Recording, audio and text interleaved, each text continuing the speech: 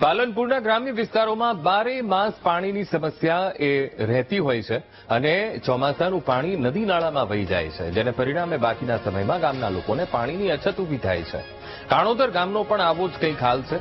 પાણીના તળ 1000 ફૂટ નીચે જતા રહ્યા છે. પંચાયત દ્વારા બનાવાયેલા બોરમાં પાણીનું તળ ઊંડું ગયું છે, જેને કારણે લોકોને પીવાના અને સિંચાઈના પાણીની સમસ્યા સતાવી રહી છે. ત્યારે ગામના યુવાનોએ ભેગા થઈ પાણીના તળ ઊંચા લાવવા માટે અભિયાન હાથ ધર્યું. એક નવતર અભિગમ સાથે વરસાદનું પાણી જમીનમાં ઉતરે તે માટે વૈજ્ઞાનિક ઢબે ગામના 5 જગ્યાએ કૂવાનું નિર્માણ કર્યું છે. 500 ફૂટ ઊંડા 2 બોરવેલ પણ બનાવાયા છે અને સિઝનના પહેલા વરસાદમાં જ પાણી જમીનમાં ઉતરવા લાગ્યું છે. ત્યારે ગામના લોકોના 45 લાખનો ફાળો એકઠો કરીને બનાવાયેલી આ વોટર હાર્વેસ્ટિંગ સિસ્ટમ ખરેખર ગામના તળ ઊંચા લાવશે તેવી ગામ લોકો આશા સેવી રહ્યા છે. પોતાના જાતે ફાળો ઉઘરાઈ અને પોતે એક વિચારણા એવી લીધી કે ભાઈ ગામમાં દિવસે દિવસે પાણી ઓછું થતું જાય છે, તળ નીચા જતા જાય છે. તો લોકોનું કહેવું એમ હતું કે જે આપણા જૂના કૂવા પડ્યા છે એ પાછા રિચાર્જ કરવા માટે આપણે ખાલી કરી અને નવેસરથી રિચાર્જ કરીએ અને આ વરસાદનું પાણી જે બી આવે એ આપણે કૂવામાં ઉતારીએ તો કૂવામાં પાણી ઉતારવાથી નવું પાણીના તળું ઊંચા આવે. ભવિષ્ય માટે બહુ સારું કામ છે અને ગામ લોકોએ પોતાના સહયોગથી પોતાના પગ ઉપર લઈને જે ફાળો 45 લાખ રૂપિયા ફાળો ઉઘરાઈ અને ગામના જે જૂના કૂવા હતા અને જે જૂના બોર હતા એ બધા એમને ભેગા રહીને રિચાર્જ કરવાનું એક સારો કાર્ય કર્યું છે. ઘણા સમયથી આ વરસાદી પાણી અમારું નદીમાં અથવા તળાવમાં વહી જતું હતું અને ખેતરોમાં ભરાઈ જતું હતું.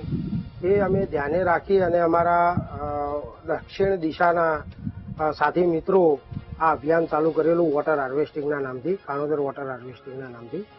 કાણોદર વોટર હાર્વેસ્ટિંગમાં તમામ કાણોદરના તમામ મહોલ્લામાંથી વરસાદી પાણી જે બંધ પડેલા કૂવાઓ છે, કૂવાઓ અને બોરવેલો એમાં જમીનના તળ સુધી પહોંચાડી અને ભવિષ્યમાં આ પાણીની સમસ્યાને હલ કરવાની અમે કોશિશ કરી. ગામના યુવાનોએ જાગૃત થઈને એક પ્રોજેક્ટ હાથ ધર્યો છે જેનું નામ છે રેન હાર્વેસ્ટિંગ પ્રોજેક્ટ. એની અંદર દરેક ગ્રામજનનો સહયોગ લેવામાં આવ્યો છે અને દરેકના સહયોગથી અમે ગામની અંદર ઉત્તર દક્ષિણ બંને વિસ્તારની અંદર ભેગા થઈ 5 થી 6 મોડેલ કૂવાઓ તૈયાર કર્યા છે. જે જૂના કૂવાઓ હતા એને ફરીથી એનો ખોદકામ કરી રિચાર્જ કરવાની ટ્રાય કરી છે અને 4 બોરવેલ હતા બંધ પડેલા એને ફરીથી આપણે રિચાર્જ કર્યા છે. તો એક એવું જજમેન્ટ અમે મેળવ્યું હતું જે ભૂશાસ્ત્રી જોડેથી કે એક કૂવાની અંદર આઈડિયલ તમારે 1 થી 2 કરોડ લીટર પાણી તમારે અંદર ઉતરશે, સીધું પાણી, કે જે 7000 લોકોના 12 મહિનાના પીવાના પાણીનો સોર્સ છે એક કૂવાનું પાણી.